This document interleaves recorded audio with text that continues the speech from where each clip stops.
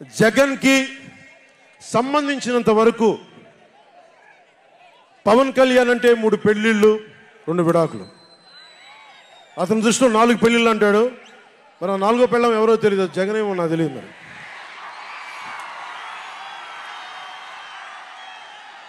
నాకు ఇదే విసుగొస్తుంది. జగన్ లేని 4వ పెళ్ళం అంటే నువ్వేరా.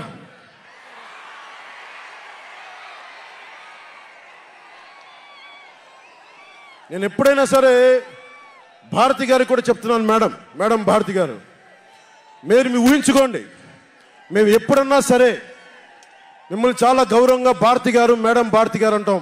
మీ ఆయన ఇంత నీచంగా ప్రవర్తించినా కానీ, చంద్రబాబు గారి సతీమణి కానీ, నియోజకవర్గంలో ప్రతి ఒక్కరిని ఇబ్బంది చేసినా కానీ, నా ఇంటి సతీమణి అన్నా కానీ పెళ్ళాలను సంబోధిస్తాడు. ఆ మాట మిమ్మల్ని అంటే ఎలా ఉంటుంది భారతి గారు? ఆలోచించండి ఒకసారి. నాకు తెలుగు వచ్చాడు, నేను పెద్ద ఇంగ్లీష్ మీడియం చదువుకున్న వ్యక్తిని కాదు, నాకు చాలా భాష వచ్చు, కానీ సంస్కారంగా ఉండదని మాట్లాడినంతే. జగన్, నీకు సంబంధించినంత వరకు నేను 3 పెళ్ళిళ్ళు 2 విడాకులు. పవన్ కళ్యాణ్ అంటే జగన్ చెప్తున్నా విను. పవన్ కళ్యాణ్ అంటే ఆంధ్రప్రదేశ్ ప్రజల భవిష్యత్తు. పవన్ కళ్యాణ్ అంటే ఈ దేశపు యువత కాలంలో. పవన్ కళ్యాణ్ అంటే కన్నీళ్లు తుడిచే చెయ్య. పవన్ కళ్యాణ్ అంటే అర్ధరాత్రి పరిగెత్తుకుంటా వచ్చి ప్రాణాపాయంలో ఉన్న 108 అంబులెన్స్. పవన్ కళ్యాణ్ అంటే ఆడబిడ్డలకి రక్షణగా ఉండి చేతికి కట్టే రాఖీ. పవన్ కళ్యాణ్ అంటే పెద్దోళ్ల భుజం మీద ఉన్న కండువ, గర్వంతో ఎగిరే జాతీయ జెండా. పవన్ కళ్యాణ్ అంటే పవన్ కళ్యాణ్ అంటే నిన్ను నట్టేటను ముంచే తుఫాన్. గుర్తుపెట్టుకో, నిన్ను అధాపాతాళానికి తొక్కే వామనుడి పాదం పవన్ కళ్యాణ్ అంటే. గుర్తుపెట్టుకో. ఇందాక చెప్పాను కదా, one man's courage makes a majority అని. ఒక అర్ధరాత్రి కికారణ్యంలో అడవులు, సింహాలు, పులులు, తోడేళ్లు, గుంటనక్కలు తిరిగే చోట ఒక్కడు వెలిగించిన కాగడ అడవిని జయిస్తుంది. ఒక్కడు వెలిగించే కాగడ అడవిని జయిస్తుంది.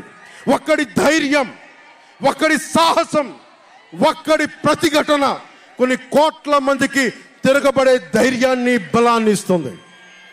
మహాత్మా గాంధీ, అల్లూరి, నేతాజీ, బాబాసాహెబ్ అంబేద్కర్ ఇలాంటి మహానుభావులు ఎందరో స్ఫూర్తిని తీసుకొని వారి అడుగు జాడల్లో నేను ఒక్కడే 2014లో ఒక గొంతుకెత్తాను, ఒక్క అడుగు ముందుకేశాను, ఒక్క ప్రతిఘటన చేశాను, ఒక్క యుద్ధం మొదలుపెట్టాను. అది 2024కి. అక్కడ దూరంగా ఉన్న వాటి మీద ఎక్కి ఉన్న జన సైనికులు, విదేశాల్లో కూర్చున్న తెలుగు ప్రజలు, ఎక్కడో టీవీల్లో వీక్షిస్తున్న మహిళలు, పెద్దలు, పిన్నలు ఉద్యోగం మరి ఆపేసి, పని పక్కన ఆపేసి టీవీలో కూర్చొని చూస్తున్న ఈ ఉపన్యాసాన్ని చూస్తున్న ఒక సగటు యువకుడు,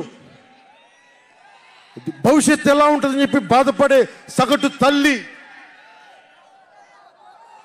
స్టేజ్ మీద కూర్చున్న, అలాగే టీవీల్లో గ్లోబల్గా మొత్తం చూస్తున్న ప్రతి ఒక్కరు, అలాగే ఈ వేదిక పైన స్టేజ్ పైన కూర్చున్న ఒక క్లేమోర్ మైన్ ఆయన వస్తున్న జీప్ని అలిపిల్లి ఎగిసి 16 అడుగులు ఎత్తున కొడితే కింద పడి మరి చొక్కా దులుపుకొని పదండి రాజకీయం చేద్దామని చెప్పి 4 దశాబ్దాల నుంచి రాజకీయం చేస్తున్న ఒక రాజకీయ ధురంధరుడు చొక్కా దులుపుకొని మరి పదని చూద్దాం ఎవడొస్తాడని. అలాంటి రాజకీయ ధురంధరుడు, రండి రాజకీయాలు చేద్దాం అని అలాంటి వారితోటి ఆయన్ని నమ్ముకున్న ప్రతిష్టాత్మకమైన తెలుగుదేశం పార్టీ, ఆయన వెనక నడుస్తున్న తెలుగు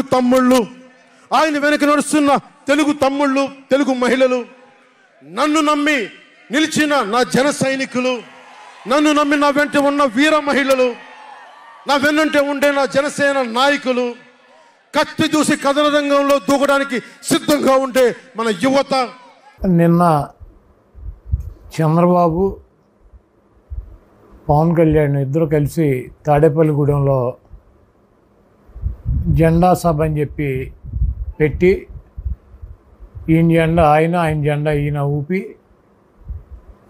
చంద్రబాబు నాయుడు అయితే వయసు వచ్చింది కానీ సిగ్గు శరం లేకుండా ప్రజలకు ఏం చేస్తానో చెప్పకుండా ఈ రాష్ట్రంలో 14 ఏళ్ళు ముఖ్యమంత్రిగా పనిచేశాను, నా పాలన చూసి ఓటు వేయమని చెప్పి అడిగే దమ్ము లేకుండా చవట దద్దమ్మ పనికిరానటువంటి వెధవ ప్రజలను నమ్ముకోకుండా, పార్టీని నమ్ముకోకుండా, ఆయన్ని నమ్ముకోకుండా పవన్ కళ్యాణ్ నా మీద ఆధారపడి అతని ఓట్ బ్యాంక్తో గెలవాలన్నటువంటి ఒక చవట దద్దమ్మలాగా చంద్రబాబు నాయుడు నిన్న ప్రసంగం ఉంది.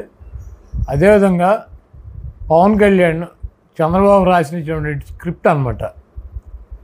జగన్మోహన్ రెడ్డి గారిని తిడతాం, వైఎస్ఆర్ కాంగ్రెస్ పార్టీ శ్రేణులను తిడతాం, ఇక్కడ ఉన్నటువంటి మమ్మల్ని అందరినీ కూడా వైఎస్ఆర్ కాంగ్రెస్ పార్టీలో పనిచేస్తున్నటువంటి మమ్మల్ని అందరినీ కూడా రెచ్చగొడతాం, ఆయన తెల్లారిపాటికి తిట్లు తినాలి, మేమందరం ఆయన్ని భయంకరంగా తిట్టాలి, ఆ తర్వాత ఆయన తిట్టారని చెప్పి ఆయన సామాజిక వర్గం, ఆయనకు ఉన్నటువంటి జనసేనకు సంబంధించినటువంటి ఓట్ బ్యాంకు మా మీద ద్వేషంతో చంద్రబాబు నాయుడికి ట్రాన్స్ఫర్ అవ్వాలని చెప్పి ఒక కుటిలమైనటువంటి నిన్న జగన్మోహన్ రెడ్డి గారిని విమర్శిస్తూ చాలా దారుణంగా మాట్లాడాడు. ఈ రాష్ట్ర ప్రజలు అందరూ గమనిస్తున్నారు. జగన్మోహన్ రెడ్డి గారు 175కి 170 సీట్లు పోటీ చేసి ప్రజలను నమ్మి ప్రజల కోసం పార్టీ పెట్టి ఆయన చేసినటువంటి కార్యక్రమాలు చెప్పి నేను మీకు మంచి చేశానని భావిస్తే కులాలకి, మతాలకి, పార్టీలకి, ప్రాంతాలకి అతీతంగా నాకు ఓటేయండి, లేకపోతే నాకు ఓటు వేయొద్దని చెప్పి దమ్ముగా ధైర్యంగా చెప్పేటువంటి జగన్మోహన్ రెడ్డి గారు ఈరోజు చంద్రబాబు నాయుడికి కానీ పవన్ కళ్యాణ్కి కానీ ప్రజలకి 14 ఏళ్ళు అధికారంలో ఉన్నాము, ఏం చేశానో చెప్పుకోలేనటువంటి దుస్థితి చంద్రబాబుది. 5 సంవత్సరాలు సపోర్ట్ చేసి ముఖ్యమంత్రి చేసినటువంటి చంద్రబాబు ఏం చేశాడో చెప్పుకోలేనటువంటి దుస్థితి పవన్ కళ్యాణ్ది. నేను ఒకటే చెప్పదలుచుకున్నా, ఈ రాష్ట్రంలో ఉన్నటువంటి జనసేన శ్రేణులు కానీ జనసేనకి సపోర్ట్ చేసేటువంటి వర్గాలను కానీ నేను ఒకటే అడుగుతున్నా, తెలుగుదేశం పార్టీ చంద్రబాబు నాయుడికి సంబంధించినటువంటి సామాజిక వర్గం కులం 3% ఓటింగ్ ఉంది రాష్ట్రంలో. ఆయనకు 3% ఉన్నటువంటి కులానికి మొన్న ఫస్ట్ విడత 21 సీట్లు ప్రకటించాడు. ఇంకా రాజమండ్రి రూరల్ కావచ్చు, దెందులూరు కావచ్చు, మైలవరం కావచ్చు, లేకపోతే పెనలూరు కావచ్చు, లేకపోతే గుంటూరు జిల్లాలో గుంటూరు టౌన్ కావచ్చు, లేకపోతే ఎరపతినేని సీటు కావచ్చు, నెల్లూరు జిల్లాలో కావచ్చు, అనంతపూర్ జిల్లాలో ఉన్నటువంటి ధర్మవరం కావచ్చు, ఇంకా 10 సీట్లు ఆయన సామాజిక వర్గానికి సంబంధించినటువంటి కమ్మాళ్ళకు సీట్లు ఇవ్వడానికి చంద్రబాబు నాయుడు సిద్ధంగా ఉన్నాడు. అంటే 3% ఉన్నటువంటి చంద్రబాబు నాయుడు సామాజిక వర్గానికి కమ్మ వాళ్ళకి 30-31 సీట్లు చంద్రబాబు నాయుడు ఇస్తున్నాడు. వాళ్ళ పవన్ కళ్యాణ్కి సపోర్ట్ చేసేటువంటి కమ్యూనిటీ కానీ పవన్ కళ్యాణ్ వెనకాల నడిచేటువంటి కమ్యూనిటీ కానీ ఈ రాష్ట్రంలో అగ్ర కులాల్లో చాలా పెద్ద కులం, 20% పైన ఓటింగ్ ఉందని చెప్పి వాళ్ళే చెబుతున్నారు. 3% ఉన్నటువంటి తన కులానికి తన పార్టీలో 30 సీట్లు పైనిచ్చుకొని జనసేనకి పవన్ కళ్యాణ్కి ఒక అత్యంత బలమైనటువంటి సామాజిక వర్గానికి ప్రాతినిధ్యం వహిస్తున్నటువంటి పార్టీకి 24 సీట్లు ఇచ్చాడంటే ఆ 24 సీట్లు తీసుకోవడానికి పవన్ కళ్యాణ్కి మనసు ఒప్పుకుందేమో కానీ